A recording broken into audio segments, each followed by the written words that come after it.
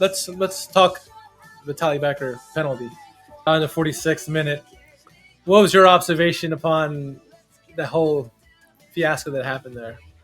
So, I mean, like, that's the kind of play that to me is always kind of a clear-cut pen. And, like, even though it's not intentional, it would happen to us, and I would just assume that it's immediately going to be a penalty.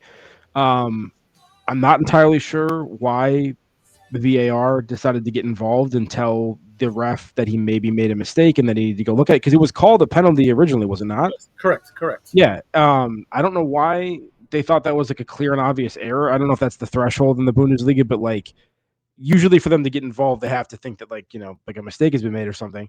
And I was shocked that it got overturned. I was shocked that he went and looked at it, and I'm shocked that it got overturned. Now, I guess I don't know what the argument was, or if there's been some sort of official explanation from the Referees Association, whatever, afterwards. But like, I don't know if it was that because the ball was kind of going almost like directly at the side of the player, and his arm was also there, that it's really not any different than if it had just hit his side. It wasn't like away from his body and you know what I mean, as opposed to like it's being shot at you and your arm's over here and the ball's 3 feet away from your body. You know what I mean? Maybe that was why they went with that. Like it would have hit him regardless. It didn't matter that it was on his arm was there. It would hit his torso, would hit his side. Outside of that, I can't even understand what the argument would have been unless they're really saying, hey, natural arm position, totally unintentional. But like I feel like that's gone against us many times before anyway. Oh yeah, for sure. And it was not only a handball; it was a double handball because it hit his front hand and his backhand. And they kept showing the replay, and once they went to VAR, and you're thinking, okay, it's gonna get overturned for some reason, it's gonna get overturned for some reason. And I'm watching the replay, and I was like, well, maybe to your point, they thought his first arm was to the side, and then it bounced off of that and hit his other arm. And I've seen plays before where it hits your part of your body and then hits your hand and they don't call a penalty. I'm like, maybe they thought that, but I'm like, it looked pretty clear and obvious that it was a penalty. His reaction looked like it was a penalty. Everybody was like, oh crap, here we go.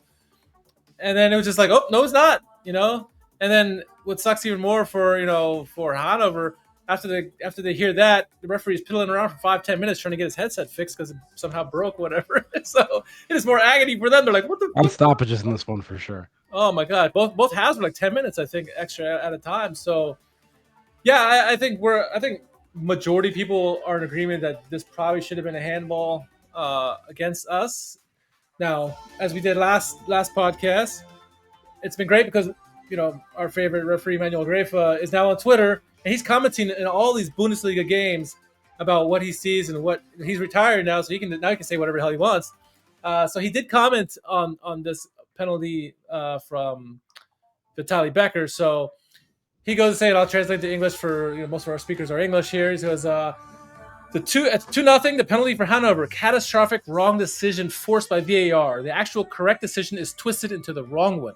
So kind of what you were saying. This way the referee comes under fire completely unnecessarily, bitter for everyone.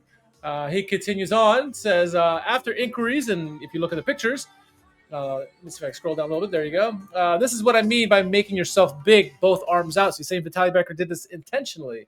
In the past, this was already considered a lack of foresight and thus negligent or intentional if you spread both arms wide before a cross.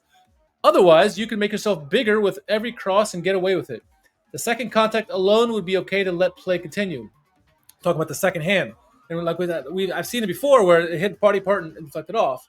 But he said, as if it happened here, both contacts in the game weren't called.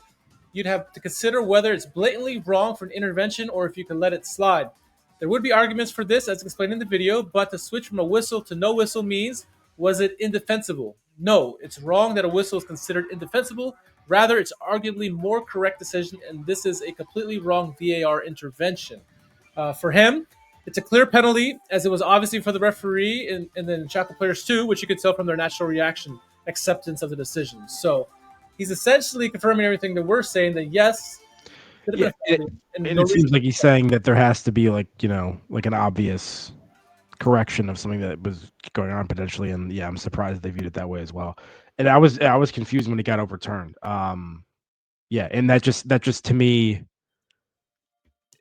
confirms that I don't understand handball and probably never will Well, no, for the rest of my all right, life. fine. It's never going to make sense. It's always going to be subject. I mean, I don't know.